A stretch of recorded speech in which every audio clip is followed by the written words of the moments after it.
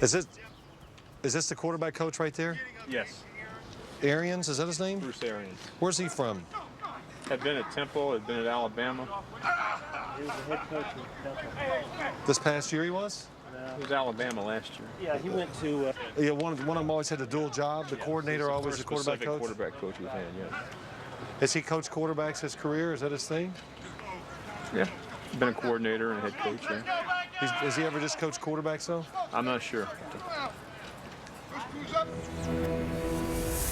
You gonna be a football player when you grow up? Today is the best day of your life. Believe Give it. me 18 years of daylight. That's all right. Greatest leader I've ever known. What a ride it's been. No risk it, no biscuit. You can't live scared. A number of times we got fired and had to move. Virginia Tech, the first one. Mississippi State, we left for Alabama. Alabama, we left for Temple. Got fired at Temple. Went to Kansas City, got fired in Kansas City.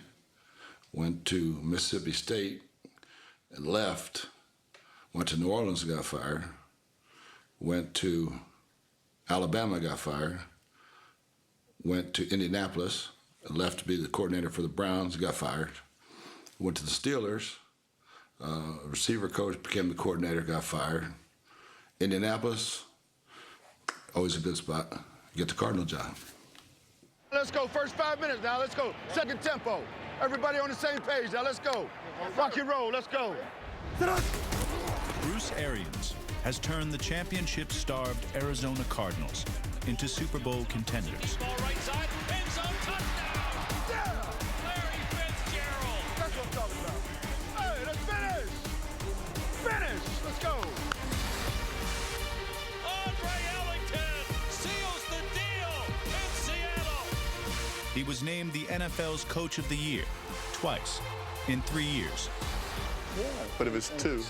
Over his career, Let it develop, look him off to the 7 route, and come back to hit he has helped develop some of the top quarterbacks of this generation. You looked away, did you look off the safety? Yeah. Gotta be smart, right? Yet, he wasn't hired to be an NFL head coach until the age of 60. But I've been looking forward to this for a long time. The question is, what took so long? I think it's because the NFL is very political. And my husband is incapable of playing politics. And we talked about that earlier. You know, he's not going to kiss somebody's butt. Calais has an MCL. I've been coaching for 37 years. It's the dirtiest play I've ever seen in the National Football League. You know, as kids, we believed in him so much. And we're like, Dad, you know, you should fancy up your resume and you should, you know, say these things or do this to, like, get that opportunity. And, you know, he was like, I'm never doing any of that. That's not who I am. This is the video interview with Bruce Arians, and today's date is February 21st, 2009. We're at the Combine in Indianapolis. Coach, it's great to meet you, and we appreciate your time. Thank you, my pleasure. Let's start with a few basics. Tell us your current position and team. Pittsburgh Steelers offensive coordinator, world champions. Yes, I was about to. It's always been, I'm going to do it on my merit. Somebody's going to call me and ask me to be their head coach. I'm not going to hire an agent and politic for it. As you sit here right now, what are your career goals? I'd love to be head coach. It's always been a goal. Maybe there was a perception about him that he was too real. I don't believe in being there till midnight, 2 o'clock. I think that's bull, to tell you the truth. Sometimes owners and GMs, they only want to hear certain things. And maybe along the way, because guys want these jobs so badly, they're willing to tell you what you want to hear. I'm not going to tell you what you want to hear. I'm going to tell you what's truth, whether you like it or not. But it's truth, and truth don't hurt. I had heard so many things about Bruce, but I never got a chance to meet with him. And we had dinner, and at one point, he drops the F-bomb 3 times in one sentence. And I stopped, and I sat back, and I thought, noun, verb, and adjective. Very good. It was funny the way it just rolled right off his tongue. The first time he said that word, I hit him in the teeth. Don't ever say that word in front of me again.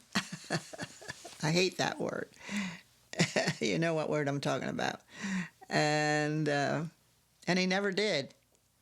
Now it's like every other word. happens when don't practice. Guys don't practice, they ain't worth a. I'd stand behind him in practice, and he let these guys have it in his very colorful way. You can't grab him, you can't tackle him, Kevin. Everybody can see that. Ray Charles can see that. But what they knew and what they understand is that he's just trying to make them better players. Come down, come on down. Knucklehead, come with him. On many different occasions, though, I've gotten my ass chewed by Coach, but it was all deserved. Larry, when you supposed to go to that corner? When you supposed to go? He's challenging you as a man to improve your technique, to improve whatever he's asking you to do. But at the end of the day, nobody cares about you more than Coach. I love you. Thank you, Coach. I appreciate you, Coach. I love you, baby. Thank you. He's able to connect with each and every player, no matter what age, no matter where you come from. Hey, why would you jump, baby? Oh, no. Just relax and catch the ball. I think being able to grow up in the city, live the streets, you know, you had to be cool to survive. He's got that Tony Soprano swag, that kind of, you know, he's 60 plus, but he just carries it off and gets away with it. The hat, it's just different. The suits are smooth, they're well fit. Don't care. Doesn't affect our game whatsoever. And you don't ever see him in something twice, ever. It's been a bumpy ass road. He's just got that cool factor. He walks down the hall, cool, baby, yeah, baby. I mean, he's just, like he says, 60 and sexy. Put the ball down. Bruce Arians is the one guy that can go out in the yard and drink a canned Schlitz with construction workers, and that night he can put on a tux and go to a formal and drink Dom Perignon with the upper crust. He'd probably be the first to tell you he relates more with the guys drinking the canned Schlitz. Larry Foote gave me the greatest compliment in the world. He said, Coach, how does it feel to be the coolest coach in the NFL? I said, just being me.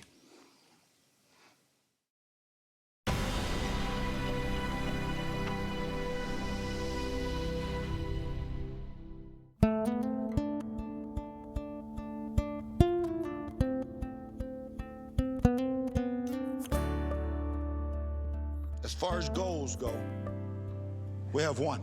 We want to win the Super Bowl. Last year, this football team was sitting at 9-1, playing for the West Championship. Didn't get it done. The first team meeting we had, the way he came in there and the way he commanded the room, I've never been around anything like it. When I'm talking to you, a lot of times it's ugly. I ain't talking about your personal thing now. I'm talking about your football. Your football sucks. I'm gonna tell you your football sucks. I like you as a guy, all right? Don't take it personally. It's not criticism, it's coaching. Our coaching staff's gonna get on your ass because if it ain't perfect, it ain't right. I work for Chuck Noll, and I see a lot of Chuck Noll in Bruce Arians. That's better? Because of his passion, his commitment. Quicker to the tuck. Quicker to the tuck. And the great emphasis that Bruce puts on the fundamentals and techniques. Retreat. You make that throw easy. Being able to communicate, I think that a lot of that was my father. He had that unbelievable charisma, especially with the kids, and he was a great coach and teacher. Bruce Arians was raised in the hard-muscled town of York, Pennsylvania. Bruce's dad worked at Caterpillar. The folks in York were hardworking, blue-collar people. And I think that Bruce took that York work ethic with him. He took the notion that you had to work for everything you got. My husband worked 2 jobs, and Bruce always wanted to please his father, make him proud, you know. I was inducted to the St. Mary's Hall of Fame, our parochial school. My dad looked proud. That's why I love that picture. We met in freshman homeroom. You know, we started dating, and it wasn't anything exclusive until probably our junior year, but things got pretty hot and heavy junior year. In the summer of '69, Chris got pregnant, and we're in a Catholic school, and we were gonna get married, and she lost the baby. And so we don't get married. We call off the wedding. And we go back to high school. Well, Supposedly, I was on probation, but I never told I was on probation. As a senior, Arians was the school's starting quarterback, recruited by several Division I colleges. Day after football season, seniors had to go on a retreat. So the guys all say, man, let's bring a bunch of booze down there. So they had a suitcase full of booze. So all the boys got in trouble, and the rest of them got suspended, and Bruce got expelled. That scarred me because I saw the look on my father's face, and I embarrassed him and my mother. Everything in our family is you have your name and your honor. And to this day, I still try to prove those people wrong. I was being recruited by a bunch of schools. Every school dropped me. One guy, John Devlin, God bless him, I told him what happened. He said, this goes back to what happened with Chris, doesn't it? I said, yeah. He said, we ain't dropping you. John Devlin was an assistant coach at Virginia Tech. A year after giving Arians a scholarship, Devlin and the rest of the staff were fired. Arians was a backup his first 3 years. Before his senior season, welcome to Virginia Tech football 19. Virginia Tech hired another new head coach named Jimmy Sharp. There's so many good positive things, so many good things that have happened to us. Bruce came in to see me. All he wanted was an opportunity to compete for the starting job. In 1974, Arians became the Hokie starter, a dual threat as a passer and runner in Sharp's wishbone offense.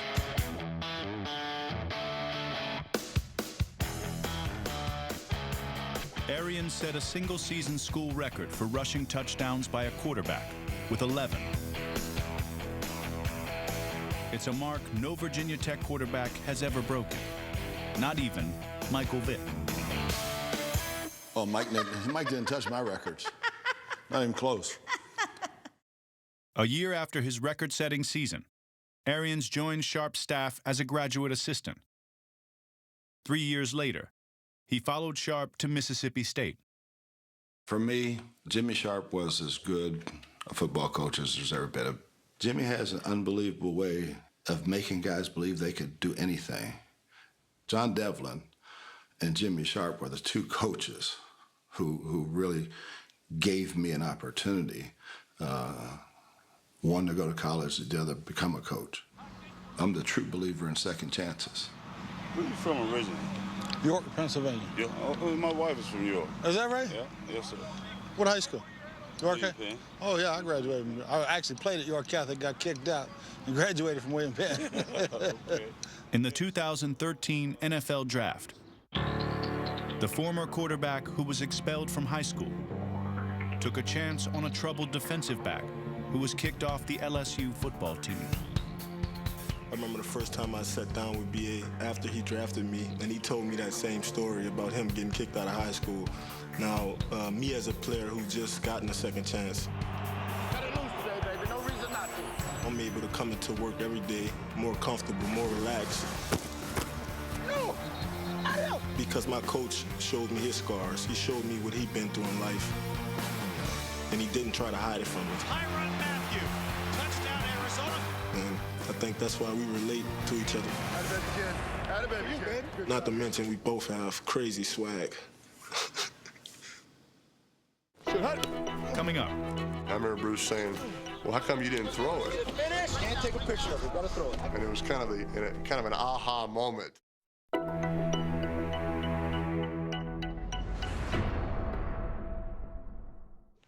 Peyton, young quarterback, rookie coming in the league, and I look at you, you got a little facial growth, the nice sunglasses, so you got the young thing working with him. You two are in constant dialogue. Every time there's a little moment, it seems like you're talking to him about something. Bruce has a knack with all players, but he has a special knack with quarterbacks. It's like he's the, what do you call him, quarterback whisperer or something other. Bruce Arians has helped shape the careers of some of the NFL's premier passers. In 1998, he was Peyton Manning's first quarterbacks coach in the NFL. the building of relationships and getting to know guys, especially quarterbacks. That bond has to be so much stronger and deeper than any other bond. Finish. Can't take a picture of it. Gotta throw it. I can see that hip drop. Go. I remember Bruce saying, well, how come you didn't throw it? And I said, well, nobody was open. There was a little window about like that. And he said, oh, FYI, that's open in the NFL. And it was kind of an aha moment. Sometimes he'd have paralysis from analysis, and I could tell he was wound up too tight for a game because he's thinking about too much stuff. Tight ends, no, we just leave them on. So I say, hey, why use your knee back? Get your knee back inside. Well, he'd start working on fundamentals. Next thing you know, he'd forgotten all that other stuff he was worried about. Ben, on the other hand, it was just the opposite. He ran on athleticism his first few years. He's back. He steps up. He waits. He runs. The Red Sea punch. First down and more. 20, 15, 10. Still on his feet. Touchdown, Pittsburgh. I told him the offense is going to be yours. It wasn't until I gave him control of the offense did he assume control of becoming a quarterback. It came to a point where I actually trusted to let him call plays. You're going to have to stay away from all the play actions. Deep stuff. That meant a lot to me. He'd treat you like a man and want to talk to you and see what you thought. And if he didn't agree with you, he'd let you know. We just go down. You want me just to sneak? Just get the snap and go down forward. Okay. There's a time for that shot. That ain't it right there. You got a good play working. You got guys coming across the field on drags and crossing routes. All right? Third down right here, you're giving them a minute now. All right, put that in the bank, baby. Everything he tells you is to make you a better quarterback or person or player, and so you take it as that. That might have been the ugliest drive for a touchdown I've seen in a while, but that's a hell of a touchdown. We need an ugly one. That's it. We needed one. Good job. You play for him, and you see that he just has guts. He'll let it rip, let it fly no matter what. I don't have to please anybody. I'm going to do whatever the hell I want now from here on out. Third down and 5, 1:33 left, Cardinals down 3. Bruce Arians is a big believer in winning the game now. Everything else in the league is copycat. Everybody's doing pretty much the same thing for the most part. And you see what he's doing, it's totally different. Palmer in the pocket, looks deep, fires middle of the field, going for John Brown. He caught it at the 30, at the 20, touchdown! It's one thing to turn first-round draft picks into elite quarterbacks. It's another to do what Arians did at Mississippi State in 1978. Spring practice, we don't have a quarterback. We had a kicker, Dave Marler. Now, he could throw the ball. We're going to make the kicker a quarterback. My man takes Dave Marler and turns him into an all-SEC wonder. He ends up, I think, breaking all the SEC passing records that year. We're playing Alabama, the best. Dave Marler pulls a growing muscle, and so he can't take the snap and drop back. I said, can he throw? He said, hey, he can throw. I said, well, let's just put his ass back there in the shotgun and use those plays. Of course, State surprised us and came out with a shotgun, and I guess I was completely unprepared. I'm in the press box. I'm taking the rest of our offense, and I'm drawing it up on paper. We lost, but that was fun coaching. Dave threw for 400 yards. He was just tremendous, I thought. Been a specialty man, and injured on top of that. This quarterback they had did as good a job with it as anybody I've ever seen. Alabama head coach Paul Bear Bryant would eventually invite the young Mississippi State assistant coach for an interview. I knew when he left the house to drive to Tuscaloosa that if he got the offer, he was going to take that job. I was cocky. I thought I knew everything. So I'm in coach's office for an hour and a half. He said, look, I think I want to give you the job. I mean, I was okay with the move, but at the time, he made like no money. I think I was making $15,000. He gets home, he said, I took the job. I said, great, babe, how much you making? I said, I didn't ask him. I don't know. I couldn't turn down a chance to work with the greatest guy that's ever coached. I'm sure he'd give me a raise, I hope. Arians got his raise, and more. He spent 2 years on the coaching legend's staff. He was the master of personnel. We're behind. They're all fired up. We got class, we're gonna find it out. We got the class, and I know we got it. Coach didn't coach X and O's anymore. He coached people. He was on the sidelines for Bryant's final game in 1982. We go to the Liberty Bowl, and we get the word that he's going to retire. Man, do you know what it would be like to lose Coach Bryant's last game? We have to win this game. Alabama did win, and Bear Bryant retired. Less than a month later, Bryant passed away. He was a man he admired as much as anybody else in the world. I hardly have any pictures with Coach Bryant. When I left Alabama, I asked him to sign a yearbook that year. This is to Bruce, great coach and a great person with lots of class and a friend of mine. Sincerely, Paul Bear Bryant. It was signed January 6th. maybe 2.5 weeks before he died. Before he died, yeah. Yeah. A friend of mine's the big part.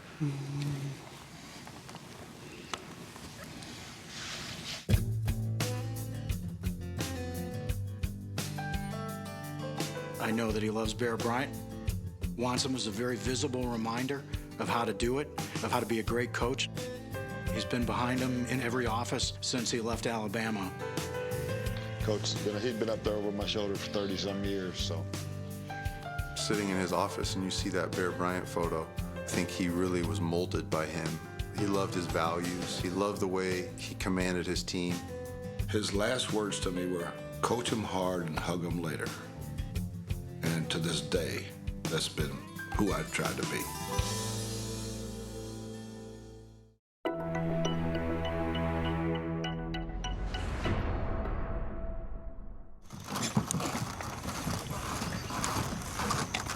The most unique thing about him is just how outside the box he is. Everybody in the NFL is, you know, a grinder, and it's football, football, football, football. I mean, on Wednesdays and Thursdays, he's not staying in here till 2 a.m. watching film, because that's what every other coach in the league is doing. He's himself, and you have to respect that. When I hear of guys sleeping in their office and doing those things, I wonder what the hell they're doing there. Because the game ain't that hard. The work will always be there. The kids won't. I tell my coaches, you miss a recital, piano, dance, whatever, a football game, basketball game, I'll fire you. Finding a healthy balance is a hard lesson Bruce Arians had to learn. In 1983, Arians took over at Temple University. At the time, the 30-year-old was the youngest head coach in Division I. Well, a few years before he got here, morale and the mentality had just gotten bad. So when he came in, he had to fix our mentality. New beginning for all you youngsters. We got to have it. Lay everything you got right out on the field, and you won't be denied. You won't be denied. Now let's go kicking things. Kicking things. Let's go. People had started to buy into what he was saying. We believed 100% that we were as good as anyone, and we believed that we had a chance to win every game that we played in. It's just starting. Come on, it's just starting. Feels good, doesn't it? Come on, it feels good. Let's go. If he says that we're going to beat Pitt, we're going to beat Pitt. Temple hadn't won against Pitt since 1939. Under Arians, the Owls beat the perennial Eastern power 3 times. Good game, man. Good game. But in the process of trying to build a winning program, Arians nearly destroyed himself. I didn't know what the word delegate meant. Fullback, you're pop down the middle wide open, just look it in. I was the head coach, the quarterback coach, the offensive coordinator, recruiting coordinator. Same thing defensively. Know your stunts, get where you're supposed to be. So I started getting sick. About my 4th year, I started getting migraines. You know, 1, 2, 3 a week. I was really worried. It was just the fact that you could see his health deteriorating. You could see the stress just, frying him. My last year, the migraines had gotten really out of control. And that's when I knew it was over at Temple. I was about to kill myself. In Arians' 6 seasons at Temple, the Owls were 27-39. I got fired. I never had a migraine since. Honest to God, to me, it was a relief when he got fired, because it's like, okay, surely he'll get another job and it won't be, the stress won't be as bad, at least not at first, Arians would get new jobs. but none as a head coach. Just keep knocking their ass off. He and his family became nomads, packing up for 6 different college and pro cities over the next 15 years. My birthday's in December, which is also the end of football season. And so a lot of times he would get fired right around my birthday. And I remember a couple times him sitting on my bed and like not necessarily crying, but almost being brought to tears because he had to tell me, you know, it's time. It didn't happen today. We're going to have to move. I knew how hard it was, and walking in that room, I dreaded it so much. In 2004, Arians finally found a place he would stay put for a while, becoming wide receivers coach in Pittsburgh. Let the corners try to make the play. They'll miss the tackle. In his second season with the Steelers, Arians coached in his first Super Bowl, and one of his receivers was the game's most valuable player.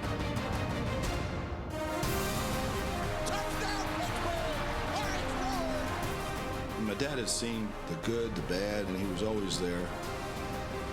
And after the game, I just looked at my dad's face, and man, he was beaming. And I could just tell he was very, very proud. Less than 2 months after watching his son win the Super Bowl, Bert Arians passed away. And he hadn't been sick. And the thought of him not being there, because I called him after every game, that was hard. The coach who always wanted to make his father proud was eventually promoted to Steelers' offensive coordinator. If you 3-step drop it, you'll get a better bite on it. He's aggressive play caller. He wants to score points. They want to get a point a minute. If we have the ball for 36 minutes during the game, I want at least 36 points. The pass is caught on the dead run. Mike Wallace, touchdown Steelers. Wow. I live life and call plays the same way. No risk it, no biscuit. If you don't try a great shot, you won't hit one. If you don't try to call a great play, it's never going to happen. You can't live scared. Throws it back corner of the end zone. Santonio with a touchdown. What a catch. Following another Super Bowl win, some wondered if Arians would be a head coaching candidate. Hey, come back, okay? Don't let him go nowhere, right? Hey, don't let him go nowhere. Y'all know something I don't? Got absolutely 0 calls. After the Super Bowl, all the jobs had been filled. So then we had another really good year, and then we go back to Super Bowl 45. You'd think by then you'd get another call. Still no calls. Despite his success, Arians had his share of critics in Pittsburgh. When you have 3rd and 1, he's a gambling guy. He wants to air it out. 3rd and 1, and I don't think that sat well with ownership. And I don't think that sat well with a lot of fans in Pittsburgh. I got booed in the Super Bowl parade. I look over and said, "Get a fullback." I said, "Never." All right? I just waved and kept on rolling. Arians' strong belief in doing things his way may have eventually cost him his job. Now, Ben was into his 30s, and they did not think that Bruce's offense protected him enough. And they didn't want him to wear down, and I think that they kept going to Bruce and saying, "Look, you got to protect Ben, you got to do this," and it just never happened. The sacks kept up. So that was a big reason why they did not renew his contract. It definitely was tough. He developed bonds and relationships with people, and it's always tough to see someone that you care about leave. The Steelers let Bruce go, and Bruce said, "Okay, we're going to retire." So we're on our way back to Pittsburgh in the car to pack up the apartment and move to my forever home in Georgia for good. And he gets a phone call. So I'm listening, and I figure out it's Chuck Pagano. A decade earlier, Chuck Pagano was on the same staff as Arians in Cleveland. In 2012, when Pagano was hired as head coach of the Colts, he placed the call to Arians to be his offensive coordinator. I said, hey, cuz, are you retired? He said, depends on what you're talking about. And I just remember thinking, oh, God, if he's offered this job, he's going to take it. I can just tell. So I said, "Hey, bro, what's up, cuz?" Yeah, I could probably fly in there tomorrow. She's all, gee, she's crazy, you're going to do this. Because I just wrapped my mind around retirement, you know? And sure enough, that's exactly what happened. He took the job and we made the move to Indianapolis.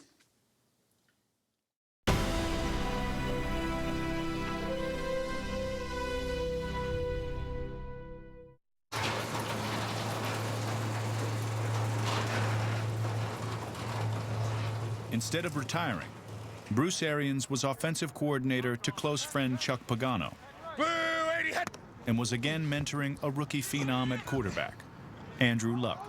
Over the top. Yeah. Get your pylon, and you'll never throw a pick, and you'll get a lot of touchdowns. Okay? Yes, sir. He's turning to Sam's head. Arians was in a familiar role, but early in the 2012 season, his football life drastically changed. It was our bye week. Everybody left on that Wednesday and went their separate ways. I'm in my basement at the lake again, and the phone's ringing. So I run upstairs, get the phone. It's Chuck. I say, cuz, what's up? And I can just see my dad's face, kind of like shell-shocked, which is not something you see in his face very often. He's getting really bad news. He is just shaken. He said, I went to the hospital. I got leukemia.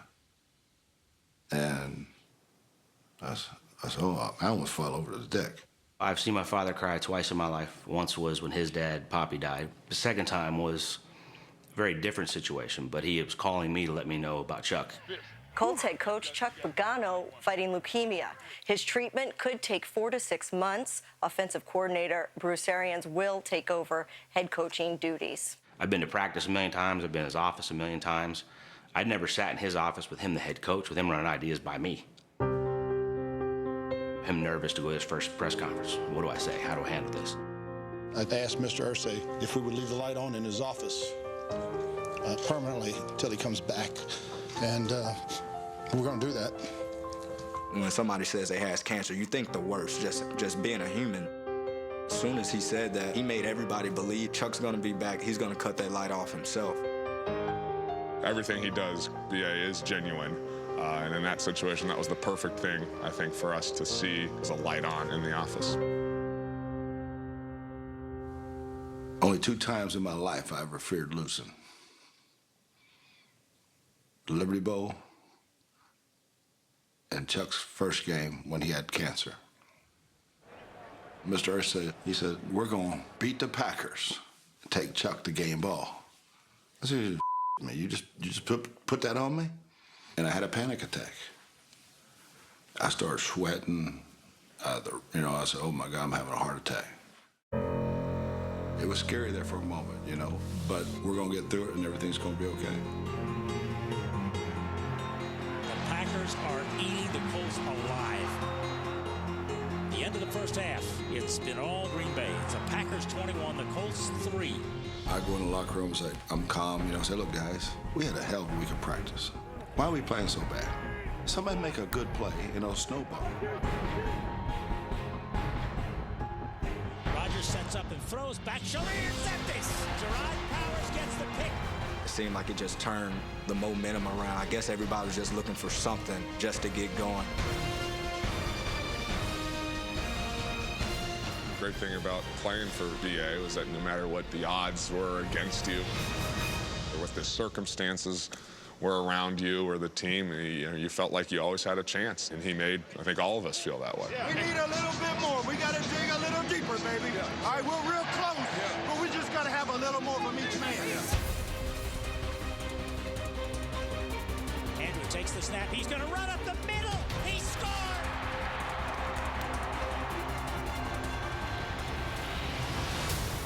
Andrew Luck throws, caught. Reggie, did he get it? Yes! Yes! Yes! Colts win! Colts win! Colts win! What a comeback! It wasn't pretty in the first half. But I'm going to tell you what, I couldn't be prouder of a group of guys in all my life than I am of you guys right here.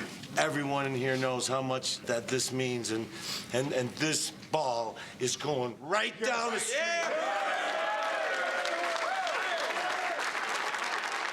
We got one more game ball for BA. Yeah. Drew, baby. baby. Chuck on three. 1, 2, 3, Chuck! That was a theme every week. And it just rolled through the rest of the season. Magical, magical season. 4th down, 4 seconds left. Detroit 33, Indianapolis 28. Luck rolling out to the right, dumps it off to Donnie Avery. To the flag, touchdown! Colts win! Colts win! Arians led the Colts to 9 wins in 12 games and the playoffs. We did it. We got that season extended for him to come back. It just speaks to the man that he is. He's a special guy. On Christmas Eve, Chuck Pagano returned to work, and Arians saw one more goal fulfilled. The greatest Christmas ever. To see him in his office and walking out, I left and the light was off. Yes, God, it was great. And the 2012 AP Coach of the Year is Bruce Arians.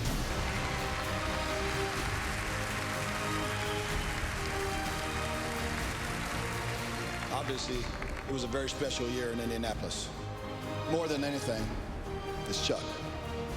Because I love you. You know that. It was, you set the path.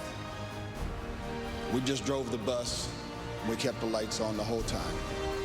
I love you. Thank you.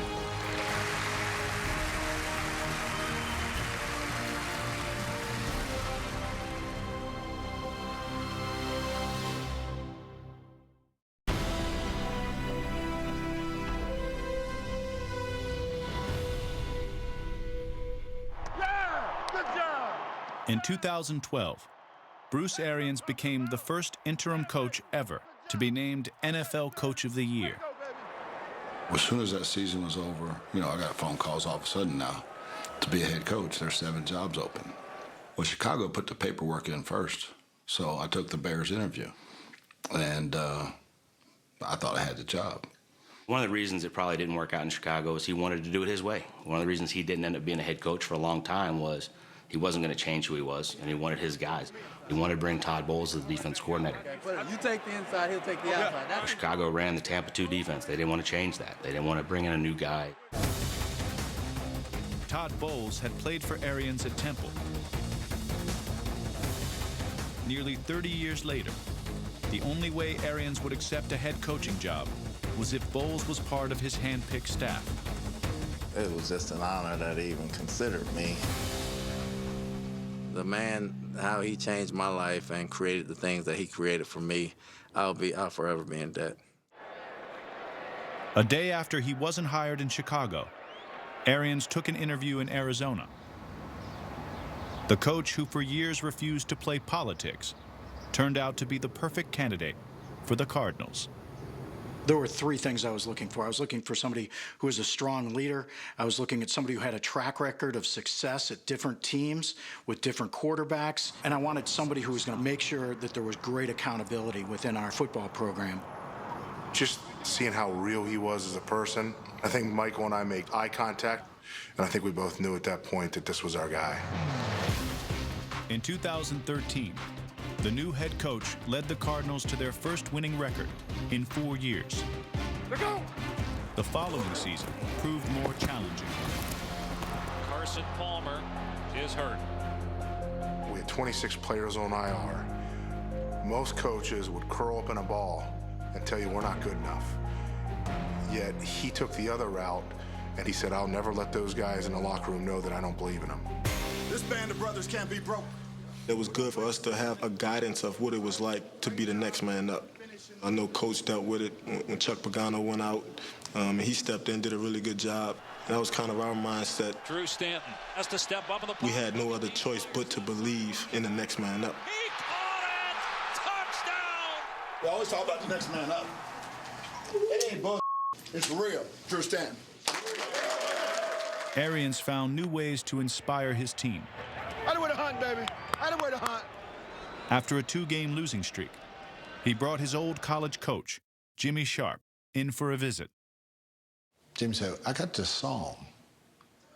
You need to play this for the team. Initially, I'm just hoping it's not some country rock song, because usually we listen to hip-hop, we listen to a lot of motivational songs. I plugged it in, And instantly, our locker room got crazy. We actually liked the song. I'm gonna whip somebody's ass. I'm gonna whoop some. And they play it again, play it again. I'm about to whip somebody's ass. Oh, I'm about to whip somebody's ass. Oh, if you don't leave me alone, you're gonna have to send me home, 'cause I'm about to whip somebody's ass. I'm gonna whip somebody's ass. Typical Cardinal football. We play 30 minutes, and then we kick ass in the second half. Yes, sir. The Patchwork Cardinals finished 11-5 and earned a playoff berth. I think that's Bruce Arians' genius. The confidence he pumps into his teams, he makes them believe that they can't be beaten. Hell of a second half, Dottie. Nice job, baby. For the second time in 3 years, Arians was named NFL Coach of the Year. What you did the year before last in Indianapolis was unbelievable. I didn't get a chance to say thank you for the league and just, representing your best values. It was unbelievable, really, what you did for that franchise. So what you're doing here is incredible, too. Oh, it's fun. So, well, obviously, you're having fun, and you guys are playing real well. So Thanks, sir. It's been an unlikely ride to the top for the kid from York, the quarterback who got kicked out of high school and worried he had disappointed his father. He thinks often of his father. And Bruce will every once in a while look up to heaven and said, "That's for you, Pop." He tells me that.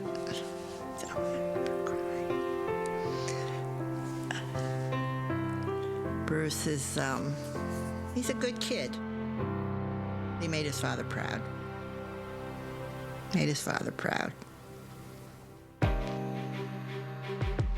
Old equipment manager Luke Linden at Virginia Tech said, "So you want to coach, huh?" He said, "I'm going to give you some advice, boy. Build your house on wheels."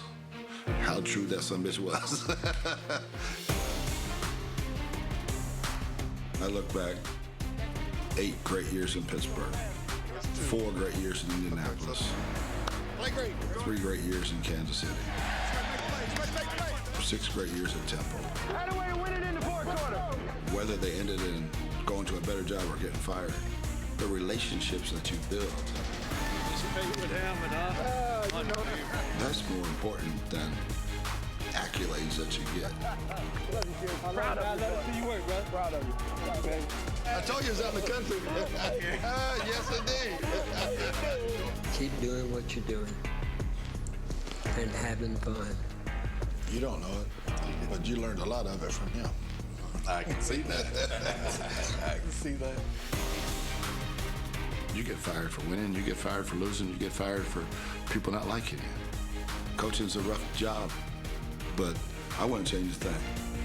I wouldn't change a thing.